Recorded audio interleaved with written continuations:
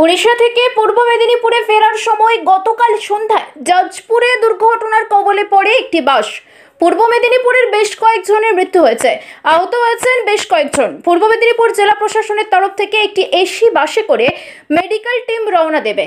Tamralipta government medical কলেজের principal Sharmila Mallick তিনি জানান, একটি মেডিকেল টিম গঠন করা হয়েছে, সেটিকে দ্রুত পাঠানোর ব্যবস্থা গ্রহণ করা হয়েছে।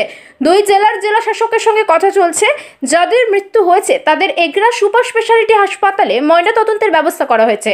যারা গুরুতর আহত আছে তাদের তাম্রলিপ্ত গভর্নমেন্ট মেডিকেল কলেজে আনা হলে চিকিৎসার ব্যবস্থা গ্রহণ করা হবে। বলছি, উড়িষ্যাতে একটা দুর্ঘটনা ঘটেছে গতকাল, এবং সেটা পূর্ব মেদিনীপুর জেলার বেশ কয়েকজন রয়েছে, তাদের আজকে কি ব্যবস্থা গ্রহণ করা হয়েছে? আমাদের সকালবেলা আমরা ফোন পেয়েছি যে একটা মেডিকেল টিম অ্যারেঞ্জ করার জন্য, যেটা এখান থেকে যে অ্যাডমিনিস্ট্রেটিভ উইং থেকে যে বাসটি যাচ্ছে তাতে একটা মেডিকেল টিম যাওয়ার। তো ডেপুটি সিএমওইচের ডেপুটি 1 সিএমওই যিনি আছেন তিনি আমাদেরকে মেডিকেল টিমটি অ্যারেঞ্জ করতে বলেছেন। আমরা অ্যারেঞ্জ করে দিয়েছি, তবে এখনও কথা চলছে দুপক্ষের, ওখানকার ডিএম আর এখানকার ডিএমের মধ্যে।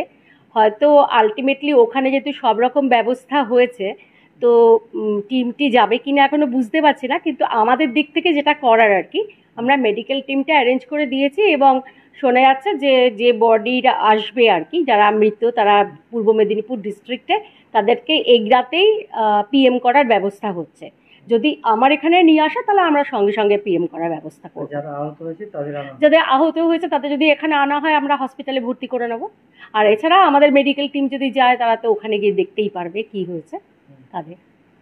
প্রশাসন সব দিক দিয়েই প্রস্তুত? হ্যাঁ, প্রশাসন সব দিক দিয়ে প্রস্তুত। আমরা খবরটা পাওয়া মাত্র আমরা মেডিকেল টিম ফর্ম করে দিয়েছি। আপনার নাম? আমার নাম প্রফেসর শর্মিলা মল্লিক, আমি principal Tamralipta government medical college and hospital.